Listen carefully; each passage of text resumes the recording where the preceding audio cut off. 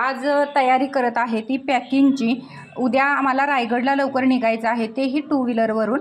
त्यामुळं म्हटलं की आदल्या दिवशीच थोडी तयारी करावी। तर त्यासाठी जे गुलाबजामुन तयार केलेलं आहे ते एका बरणीमध्ये घेतलं।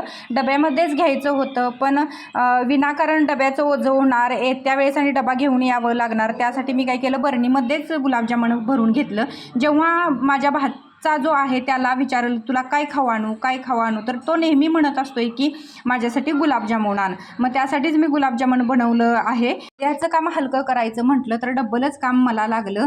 तर गुलाबजामुन भरत्या वेळेस गुलाबजामुन सांडलं, तर परत आता मला हा जो पेपर आहे हा धुवून टाकला पाहिजे। म्हणजे प्लॅस्टिकचा पेपर आहे तो, आणि 1-2.5 मीटर फक्त आणलेला आहे। मला हा पेपर सापडत नव्हता, तर मी गांधीनगर पूर्ण फिरले तेव्हा मला तो कागद मिळाला। तो कट करून घेतलेला आहे ताग्यातला, तर 2.5 मीटर आहे, 240 रुपयाला मिळालेला आहे।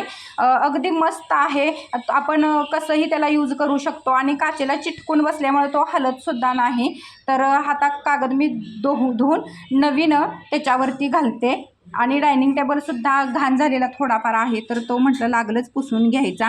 आणि त्यानंतर बिस्किटंसुद्धा मी बनवलेली आहेत। ही बिस्किटं तुपातली तूप घालून तयार केलेली बिस्किट आहेत। त्यानंतर रोटसुद्धा तयार केलेले आहेत खपली गव्हाचे, आणि भरपूर बिस्किटं मी बनवलेली आहेत। पण आता 4 व्हीलर कॅन्सल केलेली आहे आणि 2 व्हीलरवरून जाण्याचं ठरवले आहे, त्यामुळे मी थोडीच बिस्किट आणि रोट घेणार आहे।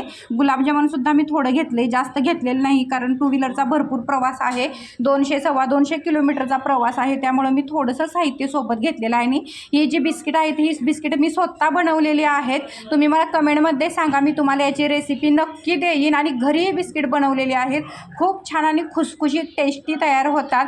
तुम्ही नक्की ट्राय करा। तर मग बाय। आजचा व्हिडिओ कसा वाटला कमेंटमध्ये मला नक्की सांगा।